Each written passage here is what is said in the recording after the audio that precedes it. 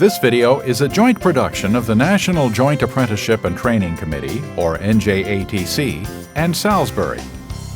The NJATC is the largest apprenticeship and training program of its kind. Local programs affiliated with the NJATC have trained over 300,000 apprentices to journeyman status. The mission of the NJATC is to develop and standardize training to educate the members of the International Brotherhood of Electrical Workers, or IBEW, and the National Electrical Contractors Association, ensuring and providing the electrical construction industry with the most highly trained and highly skilled workforce possible. Salisbury has been setting industry standards for over 150 years. Salisbury is a worldwide leader in bringing personal safety to those who work with electricity. Beginning in the early 1920s, when Salisbury pioneered the manufacture of linemen's rubber protective equipment, and continuing today, Salisbury provides a complete line of head-to-toe protection. We work closely with the electrical industry to ensure our products offer the most complete protection from electrical hazards. Part of our commitment to electrical safety is the creation of this video to help demonstrate the importance of safe work practices and the proper use of electrical safety equipment.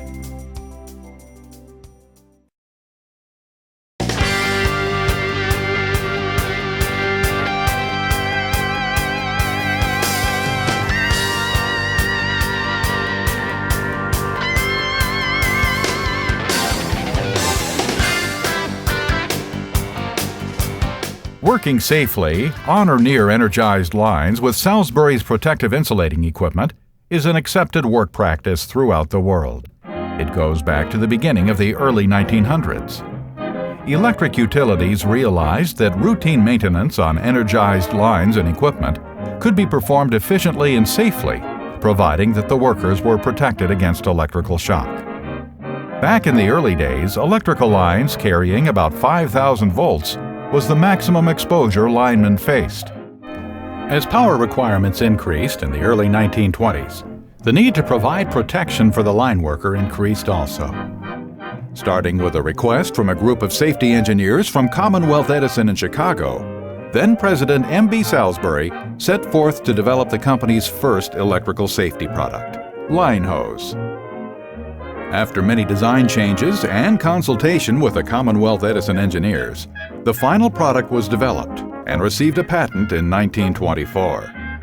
Line hose was rapidly accepted by most major power companies in the United States, leading to the development of many new products for electrical safety. Each new product was thoroughly tested in the field and laboratory to ensure the maximum protection from electrical hazards. Salisbury met the needs of the industry with a complete line of protective equipment specifically designed for live line work, a product line that Salisbury has been improving and adding to ever since. The protective equipment used today is a direct descendant of those early designs.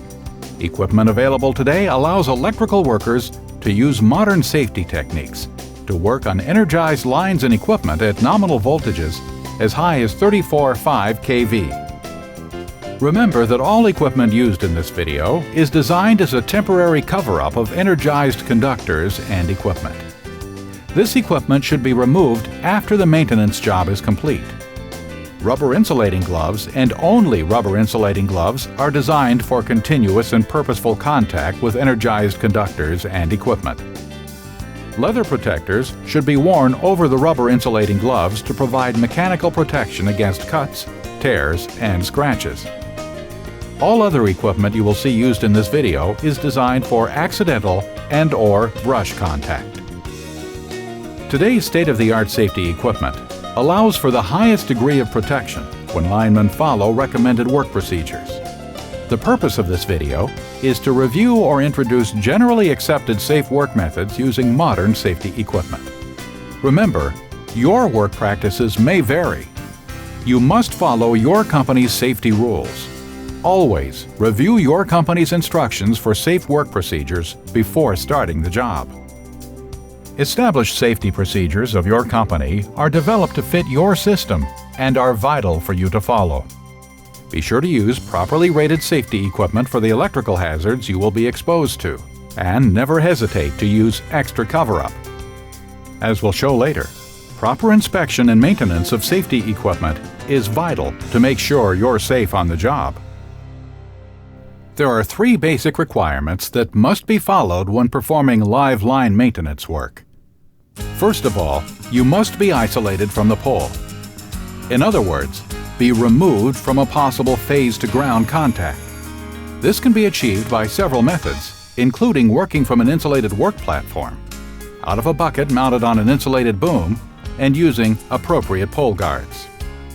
Minimize the danger of a phase-to-phase or phase-to-ground contact. Use insulating equipment with the proper voltage rating for the job. The workers must be given enough freedom and mobility so they can be placed in a position where they can work effectively with maximum safety and a minimum of physical exertion. In the demonstrations that follow, we will show typical principles of insulation and isolation as they apply to working on energized conductors and equipment. As always, it is important that you carefully plan your tasks to maximize safety. This crew made sure that they had enough of the proper protective equipment required for the job before they left the yard. The moment they arrive at the job site, preparations for a safe job continue. Safety cones are put in place. The workers set the outriggers. Some companies require that the truck be grounded and/or barricaded for safety. This practice protects the public and the ground personnel. During live line work, the truck should be considered energized. Only utility personnel that are following proper work procedures should be allowed on or around the truck. When working in an insulated aerial device, the only thing you're insulated from is the truck and only the truck. You are not insulated from a phase-to-ground contact through the pole or crossarm. You are only isolated from them. A tailboard meeting adds to worksite safety. During this meeting, the crew will discuss the task with their supervisor. Plans are made to control any unusual hazards. Each crew member's individual work assignment is also determined. After the meeting, safety equipment is selected and placed on a clean surface prior to inspection. The crew carefully inspects all safety equipment before each use. For all rubber equipment that needs to be tested electrically, test dates must be checked. If the rubber equipment test date is expired, do not use it until it has been tested again by a properly equipped testing facility. Prior to each use, it is vital that you inspect your rubber gloves to make sure they are safe to use. Damage that has occurred while in storage or during the last use could result in them being useless for protecting the user from electrical shock. The flaws you'll be checking for include cuts, punctures, ozone cutting, UV checking, embedded foreign material, oil contamination, or gloves that leak air. Each pair is also given a thorough air test. This can be accomplished by the roll method as shown. Hold the glove downward and grasp the cuff. Roll the cuff tightly to force air into the finger and palm area of the glove. Hold the inflated glove close to your face and ear to listen or feel for any air escaping from holes. While the glove is inflated, inspect the surface for cuts, abrasions, tears, or any other damage that may affect the integrity of the insulating glove. Close attention should be paid to possible ozone damage, especially in the work area of the glove. The Salisbury Portable Glove Inflator is useful to conduct a very thorough field test of gloves.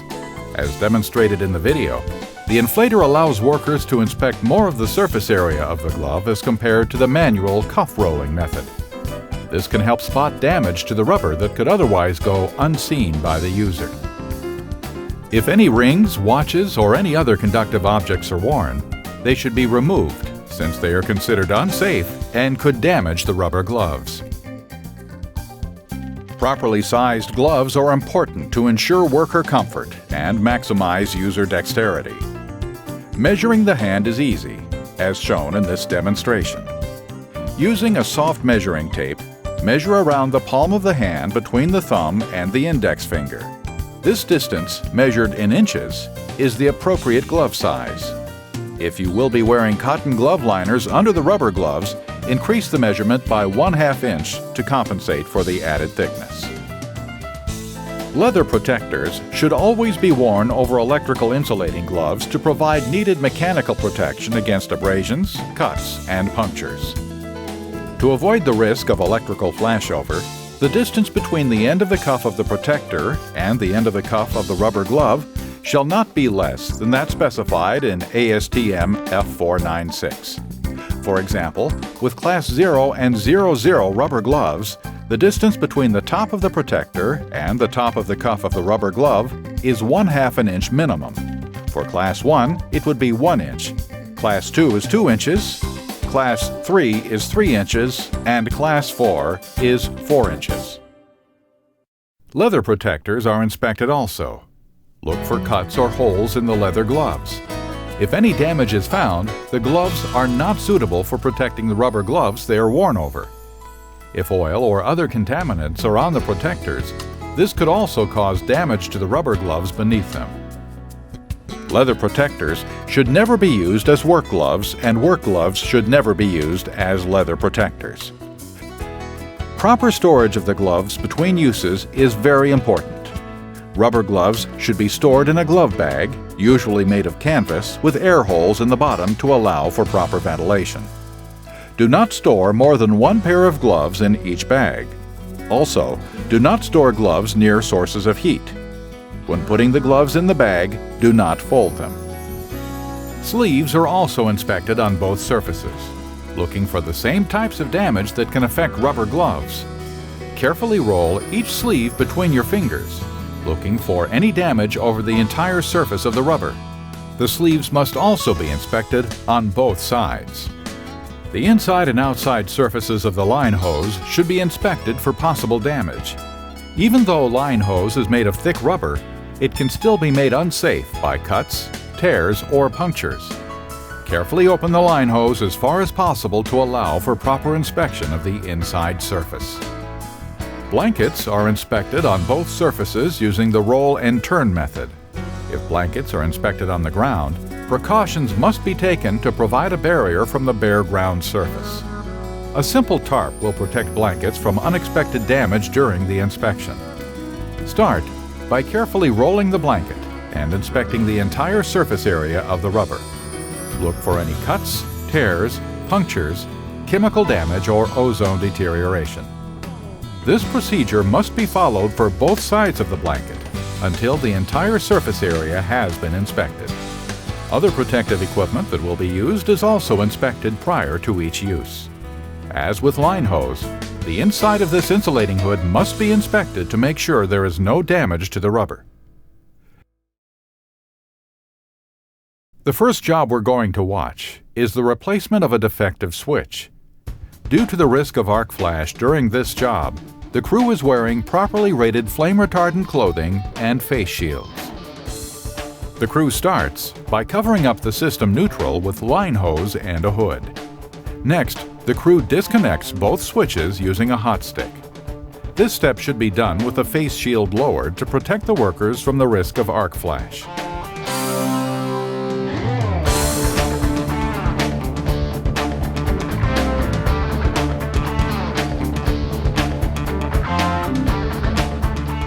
The crew then installs cover-up on all 3 phases, beginning with the inside phase, then the center phase, and then on the outside phase. All 3 phases are completely covered before the replacement of the switch begins. Never attempt to work on more than 1 phase at a time, and always be aware of your work position and that of your co-worker. After the phases are covered, the crew disconnects the wire that feeds the defective switch to the transformer. Then, the switch is removed and replaced with a new one.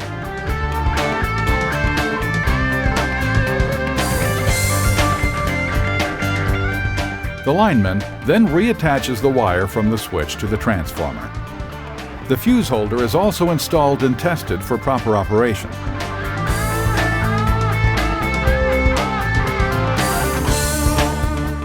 The next step is to reattach the switch on the outside phase to the conductor.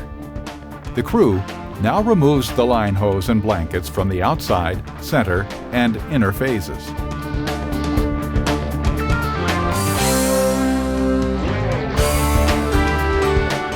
Next, they reattach the switch to the conductor and remove the insulating cover-up on the inner phase.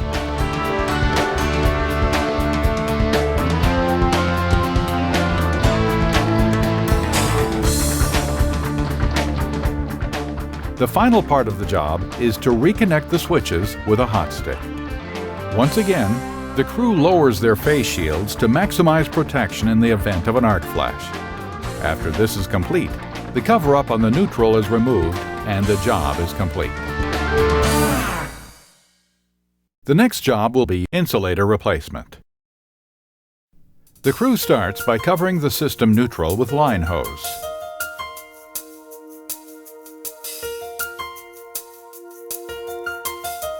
It's then untied from the pin insulator. The line hose is locked together by using a connector. The neutral is then carefully lowered to a safe position clear of the work area.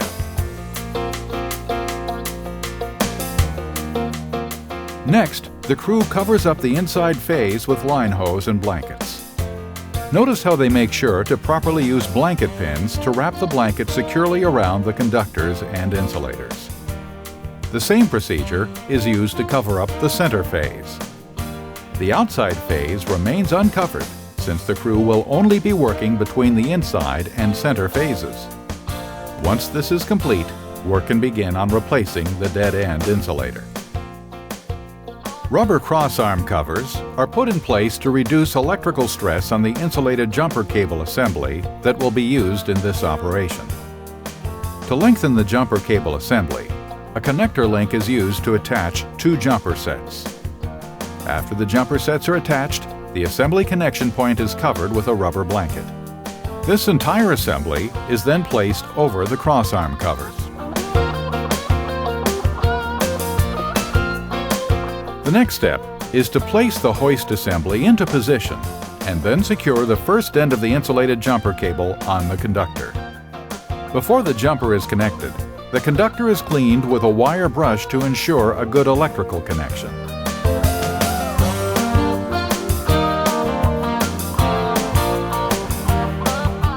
After the first jumper end is connected, the crew repeats the same procedure on the conductor on the other side of the crossarm.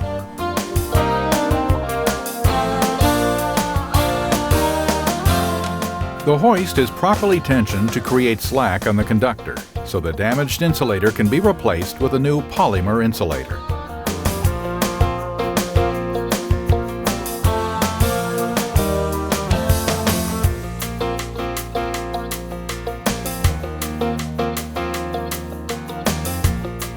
Once the new insulator is attached to the conductor, the assembly is reconnected to the crossarm.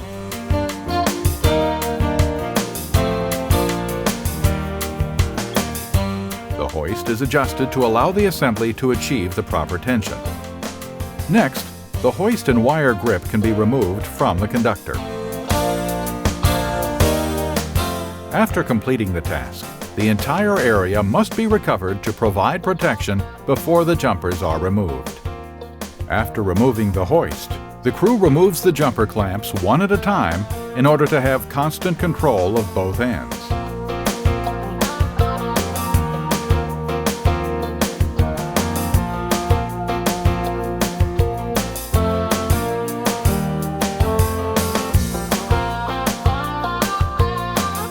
The entire assembly is then carefully removed and sent to the ground by use of a rope and pulley system. Notice how they use a non-conductive hand line, thus providing protection for ground personnel. Now it's time to remove all of the cover-up used for this job.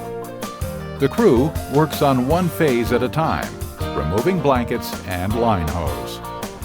One final task is to reposition the neutral in its place and remove the line hose.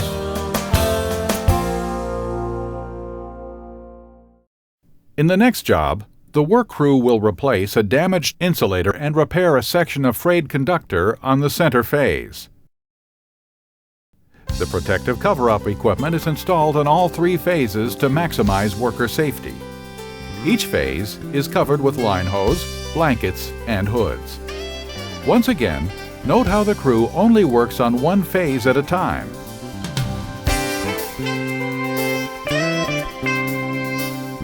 In preparation of replacing the pin, a pole guard is placed into position.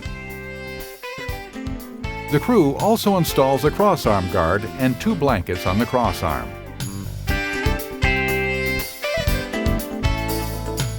The next step is to untie the conductor and temporarily place it on the crossarm. The line hose is connected to each other to ensure complete coverage.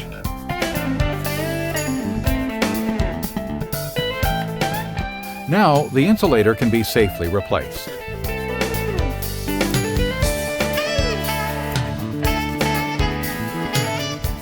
After the new insulator is installed, the conductor is reattached.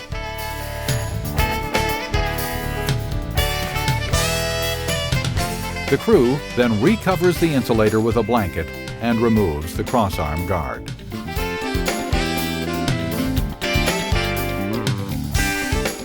The next step is the conductor repair.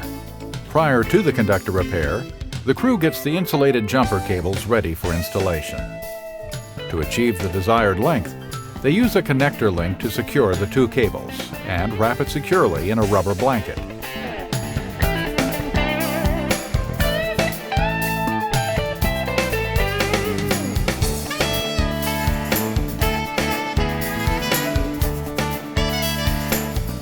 Next, the crew cleans the conductor with a wire brush and then connects both ends of the jumper cable assembly.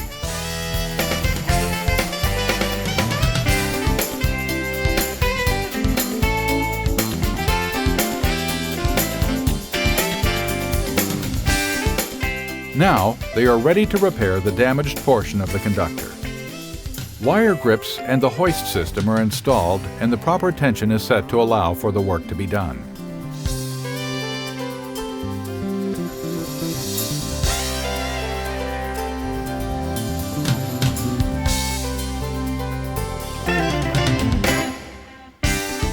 Before cutting the conductor, the crew cleans it with a wire brush. The cut is made with an insulated wire cutter, and a splicing sleeve is placed on both ends of the conductor.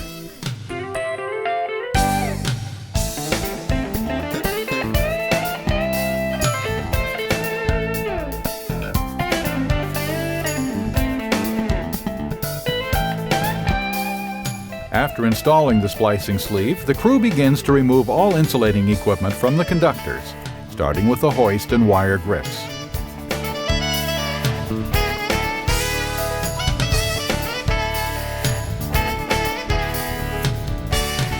After this, all rubber cover-up is removed and the crew finishes the job.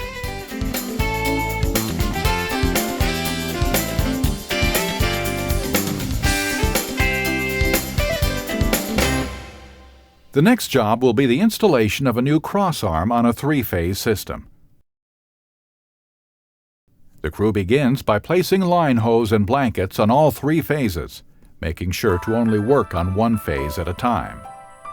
Insulated hoods are used to cover post insulators and are connected to the line hose on each side of the crossarm. To protect against any accidental contact with a pole guard is placed under the braces of the crossarm. The crew then installs a rubber blanket around the insulator on the outside phase. The hood is removed and the conductor is disconnected from the insulator.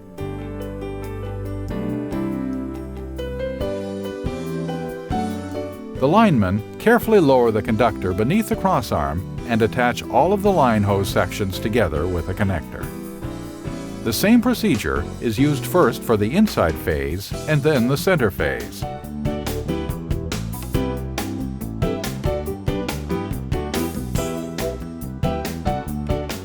The blankets are removed and the crossarm is taken off the pole.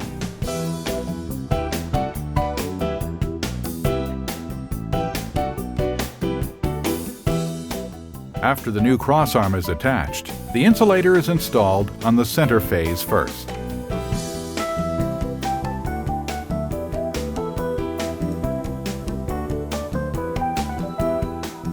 The crew uses a crossarm guard to provide protection for the conductor until it is ready to be installed.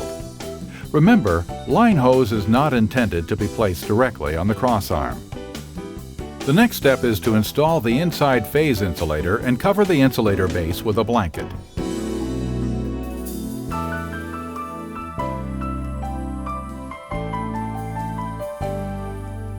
Now, it is safe to reconnect the conductor to the insulator.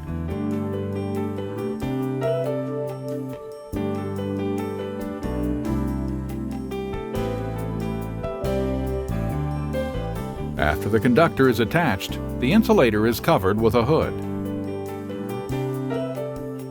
The crew follows the same procedures on the remaining two phases. After removing all the cover-up, the job is now complete.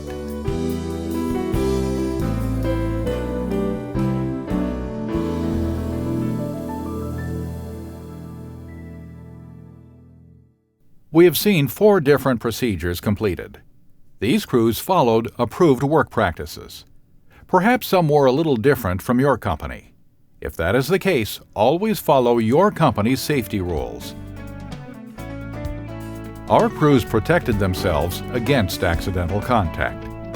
They inspected their protective equipment before each use. It was cared for properly and tested regularly, so they knew it was in optimal condition. The jobs were planned before reaching the work areas. If any changes are made, they should be to improve the work plan and maximize worker safety. It's very important to continually communicate with your partner during the job. This will help you to prevent hazards and unexpected situations. Always remember the 3 basic requirements for gloving safety. Remove yourself from a possible electrical path from phase to ground.